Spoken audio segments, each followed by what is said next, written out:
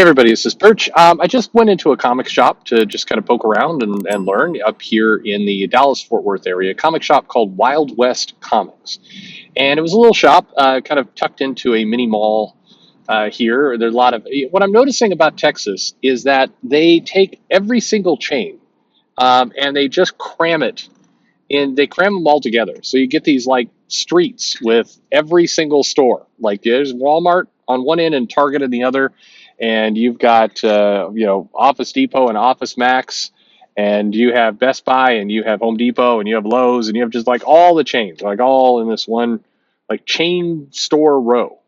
Makes it convenient, I guess, but also takes some of the magic away somehow. I don't know. It's all just right here. Okay. So anyway, went into this store, and it was extremely typical. Despite being called Wild West Comics, it did not have, as it turns out, cowboy and Indian style comics. I don't even know what those would be anymore. But in front, the front of the store was advertising Saga. It was also there was posters up for Captain Marvel. This is Dallas Fort Worth, a place that a lot of my friends back in the Pacific Northwest was telling me would be a crazy war zone of Republican incels. That was what this place was supposed to be. As it turns out, you go into a comic shop, looks a hell of a lot like the comic shops in Seattle. Even what are you going to do? But getting past that, add a by the way, I'm pretty sure, as much as people will say otherwise, you can go into a comic shop in California, in Arizona, in Seattle, in Texas, in Florida, in New York, and they're all going to be pretty similar. There'll be minor differences, and definitely there's going to be a different clientele that's going to specialize in certain things. Absolutely, but by and large, it's all going to be about the same. Because things that sell. It turns out that Saga is a good seller in nearly every store. Not all, but the majority. I do find it kind of I don't know if you're a comic shop and your poster in your front is Saga, a book that's not been around for quite some time. Now I just visited this place, so I don't know if in preparation for Saga returning to the shelves, the posters went up, but it looked sun faded. It looked like it had been up there for a while. So I'm like, has that store been leading with Saga the last 3 years? If so, yikes! No judgment, but that's going to be dry pickings for people coming in for that. But I started to talk a little bit to I don't think it was a manager, it was just a guy who was kind of working the store, and I started asking kind of questions that you see pop up a lot on message boards and in these videos too, around how does online behavior impact your sales? The answer from this guy, online what? How what about crowdfunding? Guy had never heard of that. When I landed on Kickstarter, then he was like, oh yeah, Kickstarter. Now I should say at this point, looking around the shop, other than the very odd leading with Saga, it looked like the shop was doing a decent business. You can kind of always tell a store that's in trouble based on kind of the shabbiness of the shop and everything else. But this one was clean, had stuff going on. There were comics on the shelf. There weren't like massive piles of comics like hanging out there like you see in some places that are in trouble.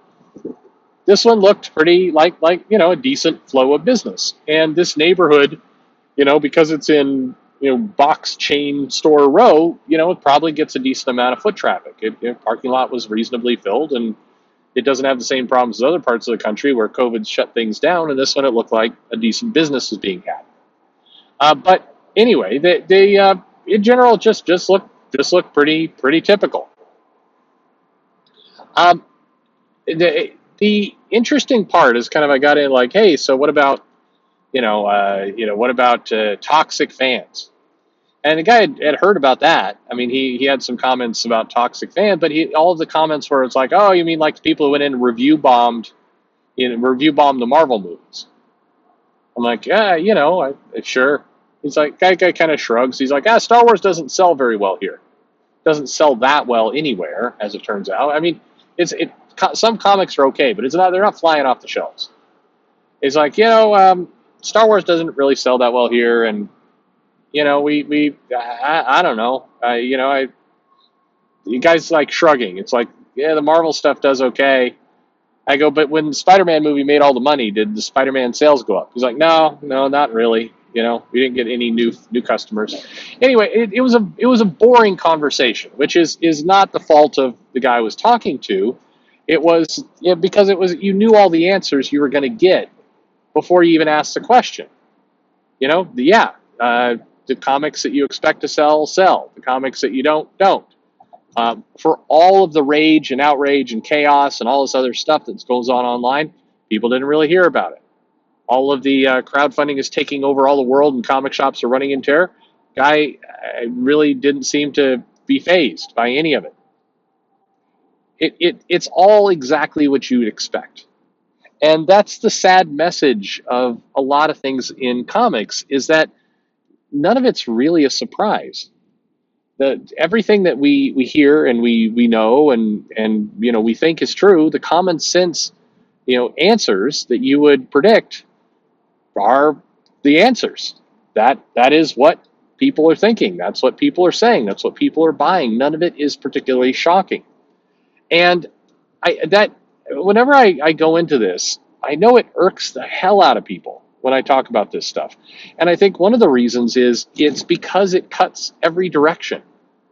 No, there's not a groundswell of fans chomping at the bit to get their hands on the latest Saladin Ahmed, Miles Morales book.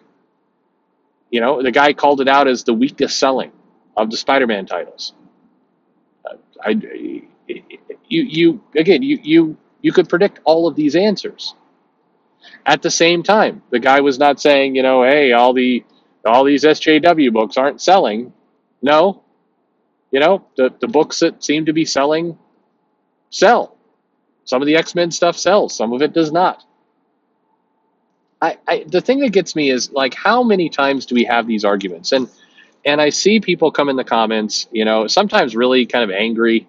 Why are you supporting these books? Why don't you stop supporting Marvel? They're never going to change if you stop supporting them.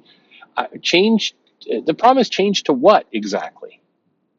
That is the elephant in the room. Is a lot of the stuff that is being published, it's selling to its threshold.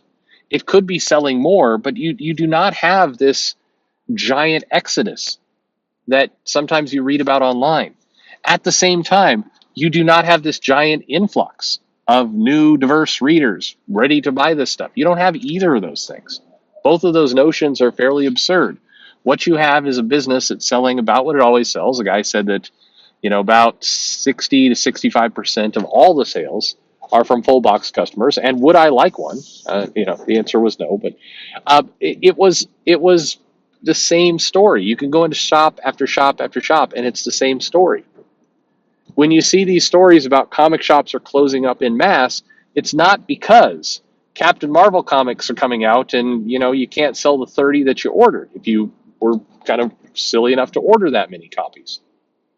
It's because retail in general is struggling. It's because the cost of comics are high. I asked the guy, so do you think you'd do more business if the comics were cheaper? He didn't really know. His answer was, yeah, probably people would buy more comics, but then I'd make less money. And he kind of shrugged. And for what it's worth, that attitude always irks the hell out of me, because we do have to find good solutions to these things. We do have to figure out ways to push business higher. But a lot of the things that we fight about, a lot of the arguments that take place, a lot of the things that you see like little holy wars go on. I see these threads from, people like Nadia, whatever her name is, talking about kind of holding court on the comic business. None of what Nadia is saying matters, makes sense, is connected to business. None of it. It's this sideshow that really doesn't matter. Likewise, again, I get why people are angry about things. I am too. If you listen to my videos, you see that I'm angry about the way certain things have developed and the loss of business and the lack of opportunity and everything else. But as I've also said, and again, as I think all of us know, These conversations aren't happening in the shop. There aren't people running in there going, I refuse to buy this content like you see online. I will never understand on every front the people who decide to do little press releases based on what they're buying. I get somebody saying, "Yeah, I don't buy that. I don't agree. The creator blocked me, and I won't buy it anymore." I get saying it. What I don't get is saying it eighth, ninth, 10th time. We got it. You don't need to keep talking about it. I also don't get the creator who's like, I refuse to support the evil blockchain that's going on with Kickstarter as I'm posting this from my Twitter account that's on blockchain. Like, why do you have to issue these proclamations? You know, nobody cares. I feel like Newman on Jurassic Park saying, hey, look, guy over here, see it. See, nobody cares. Nobody cares about any of this. The speeches are fine. You can give them if you want, but don't expect anybody to really listen. And please don't expect that any of this is at all indicative of what's going on in the shop. There are general trends, sure, but the problems are simpler. And again, they're problems we all know. Price is too high, a glut of content of the same stuff, the quick rush to make a buck off of something without proving that it's got sustainability, the bait and switch of taking a good artist and removing them from the book on issue 2 or 3 and putting in a much cheaper fill-in artist. Turns out all these things impact sales. Who could have ever guessed? We all knew it. And so when you go in shops and you have these conversations and you're willing to actually do it, and I know that this all is bad news for culture warriors, no matter which side you're on. Just some guy said it really well. The side that's right is my side. Which is right in this? The side that I agree with. That's the right side. That's the one that's telling the truth. I mean, sure, you could simplistically look at things that way, but where is that getting anything? Is it good to have two completely divorced realities? What's going on in the shop with people actually buying comics, and then what's going on online with this completely different narrative? And by the way, there's tons of videos out there. You get tons of streams where people will full-throated demand that what they're seeing is the way. This is what's happening. But if you get on your own 2 feet, put on your own shoes, walk into the shop, and just see what's going on with your own 2 eyes, you'll get a different picture. You will. That's why when I post the photos from Barnes & Noble and other places, which again irritates a whole different set. If you post those photos and you see what's going on, it's like, hey, look, newsflash. There's 20 shelves of manga. There's 2 shelves of US graphic novels.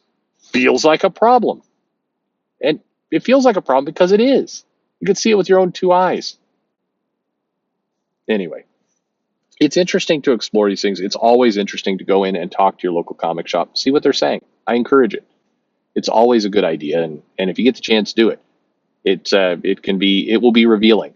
But what's funny is it won't be that revealing because deep down in your heart, you already know all this stuff.